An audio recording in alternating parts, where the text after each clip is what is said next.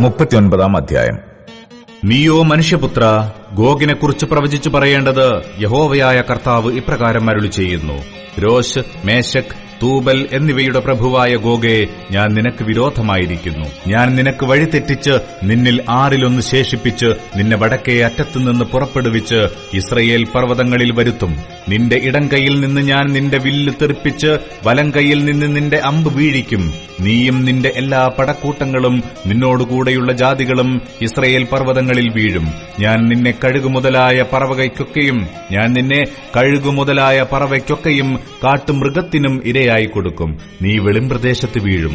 ഞാനല്ലോ അത് കൽപ്പിച്ചിരിക്കുന്നത് എന്ന് യഹോവയായ കർത്താവിന്റെ അരുളപ്പാട്. മാഗോഗിലും തീരപ്രദേശങ്ങളിൽ നിർഭയം വസിക്കുന്നവരുടെ ഇടയിലും ഞാൻ തീ അയക്കും. ഞാൻ യഹോവ എന്ന് അവരറിയും.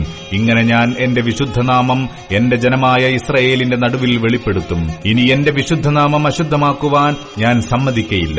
ഞാൻ ഇസ്രയേലിൽ പരിശുദ്ധനായ യഹോവയാകുന്നു എന്ന് ജാതികൾ അറിയും. ഇതാ അത് വരുന്നു, അത് സംഭവിക്കുമെന്ന് യഹോവയായ കർത്താവിന്റെ അരുളപ്പാട്. ഇതത്രേ ഞാൻ അരുളി ചെയ്ത ദിവസം. ഇസ്രയേലിന്റെ പട്ടണങ്ങളിൽ വസിക്കുന്നവർ പുറപ്പെട്ട് പരിച, പലക, വില്ല്, അമ്പ്, കുറുവടി, കുന്തം മുതലായ ആയുധങ്ങളെ എടുത്ത് തീ കത്തിക്കും. അവർ അവയെക്കൊണ്ട് 7 സംവത്സരം തീ കത്തിക്കും. പറമ്പിൽ നിന്ന് വിറക് പെറുക്കുകയോ കാട്ടിൽ നിന്ന് ഒന്നും വെട്ടുകയോ ചെയ്യാതെ ആയുധങ്ങളെ തന്നെ അവർ കത്തിക്കും. തങ്ങളെ കൊള്ളയിട്ടവരെ അവർ കൊള്ളയിടുകയും തങ്ങളെ കവർച്ച ചെയ്തവരെ കവർച്ച ചെയ്യുകയും ചെയ്യുമെന്ന് യഹോവയായ കർത്താവിന്റെ അരുളപ്പാട്. അന്ന് ഞാൻ ഗോഗിന് ഇസ്രയേലിൽ ഒരു ശ്മശാന ഭൂമി കൊടുക്കും. കടലിന് കിഴക്കുവശത്ത് വഴിപോക്കരുടെ താഴ്വര തന്നെ. വഴിപോക്കർക്ക് അത് വഴിമുടക്കമായി തീരും. അവിടെ അവർ ഗോഗിനെയും അവന്റെ സകല പുരുഷാരത്തെയും അടക്കം ചെയ്യും. അവർ അതിന് ഹാമോൻ ഗോഗ് പുരുഷാരത്തിന്റെ താഴ്വര എന്ന് പേർ വിളിക്കും. ഇസ്രയേൽ ഗൃഹം അവരെ അടക്കം ചെയ്ത് തീർത്ത് ദേശത്തെ വെടിപ്പാക്കുവാൻ 7 മാസം വേണ്ടിവരും. ദേശത്തിലെ ജനമെല്ലാം കൂടെ അവരെ അടക്കം ചെയ്യും. ഞാൻ എന്നെ തന്നെ മഹത്വീകരിക്കുന്ന നാളിൽ അത് അവർക്ക് കീർത്തിയായിരിക്കുമെന്ന് യഹോവയായ കർത്താവിന്റെ അരുളപ്പാട്. ദേശമെല്ലാം വെടിപ്പാക്കേണ്ടതിന് അതിൽ ശേഷിച്ച ശവങ്ങളെ അടക്കുവാൻ ദേശത്തിൽ ചുറ്റി സഞ്ചരിക്കുന്ന നിത്യപ്രവൃത്തിക്കാരെ നിയമിക്കും. 7 മാസം കഴിഞ്ഞ ശേഷം അവർ പരിശോധന കഴിക്കും. ദേശത്ത് ചുറ്റി സഞ്ചരിക്കുന്നവർ സഞ്ചരിക്കുമ്പോൾ അവരിൽ ഒരുവൻ ഒരു മനുഷ്യാസ്ഥി കണ്ടാൽ അതിനരികെ ഒരു അടയാളം വയ്ക്കും. അടക്കം ചെയ്യുന്നവർ അത് ഹാമോൺ ഗോഗ് താഴ്വരയിൽ കൊണ്ടുപോയി അടക്കം ചെയ്യും. ഒരു നഗരത്തിന് ഹമോന പുരുഷാരം എന്ന് പേരുണ്ടാകും. ഇങ്ങനെ അവർ ദേശത്തെ വെടിപ്പാക്കും. മനുഷ്യപുത്ര, യഹോവയായ കർത്താവ് ഇപ്രകാരം അരുളി ചെയ്യുന്നു. സകലവിധ പക്ഷികളോടും എല്ലാ കാട്ടുമൃഗങ്ങളോടും നീ പറയേണ്ടുന്നത്, നിങ്ങൾ കൂടി വരുവിൻ.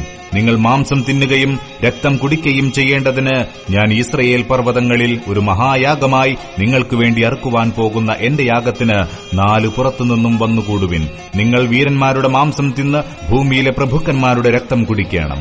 അവരൊക്കെയും ബാശാനിലെ തടിപ്പിച്ച ആട്ടുകൊറ്റന്മാരും കുഞ്ഞാടുകളും കോലാട്ടുകൊറ്റന്മാരും കാളകളും തന്നെ. ഞാൻ നിങ്ങൾക്ക് വേണ്ടി അറുത്തിരിക്കുന്ന എന്റെ യാഗത്തിൽ നിന്ന് നിങ്ങൾ തൃപ്തരാകുവോളം മേധസ് തിന്നുകയും ലഹരിയാകുവോളം രക്തം കുടിക്കുകയും ചെയ്യും. ഇങ്ങനെ നിങ്ങൾ എന്റെ മേശയിങ്കൽ കുതിരകളെയും വാഹനമൃഗങ്ങളെയും വീരന്മാരെയും സകല യോദ്ധാക്കളെയും തിന്ന് തൃപ്തരാകുമെന്ന് യഹോവയായ കർത്താവിന്റെ അരുളപ്പാട്. ഞാൻ എന്റെ മഹത്വത്തെ ജാതികളുടെ ഇടയിൽ സ്ഥാപിക്കും. ഞാൻ നടത്തിയിരിക്കുന്ന എന്റെ ന്യായവിധിയും ഞാൻ അവരുടെ മേൽ വെച്ച എന്റെ കൈയും സകല ജാതികളും കാണും. അങ്ങനെ അന്നു മുതൽ മേലാൽ ഞാൻ തങ്ങളുടെ ദൈവമായ യഹോവയെന്ന് ഇസ്രയേൽ ഗൃഹം അറിയും. ഇസ്രയേൽ ഗൃഹം തങ്ങളുടെ അകൃത്യനിമിത്തം പ്രവാസത്തിലേക്ക് പോകേണ്ടി വന്നു എന്നും അവർ എന്നോട് ദ്രോഹം ചെയ്തതുകൊണ്ട് ഞാൻ എന്റെ മുഖം അവർക്ക് മറച്ചു.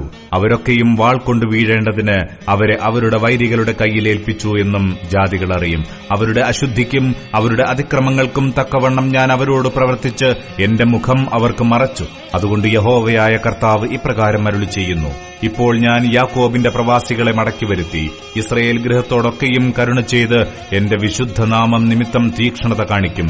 ഞാൻ അവരെ ജാതികളുടെ ഇടയിൽ നിന്ന് മടക്കി വരുത്തി അവരുടെ ശത്രുക്കളുടെ ദേശങ്ങളിൽ നിന്ന് അവരെ ശേഖരിച്ച് പല ജാതികളും കാണെ എന്നെ തന്നെ അവരിൽ വിശുദ്ധീകരിച്ച ശേഷം ആരും അവരെ ഭയപ്പെടുത്താതെ അവർ തങ്ങളുടെ ദേശത്ത് നിർഭയമായി വസിക്കുമ്പോൾ തങ്ങളുടെ ലജ്ജയും എന്നോട് ചെയ്തിരിക്കുന്ന സർവ്വദ്രോഹങ്ങളും മറയ്ക്കും.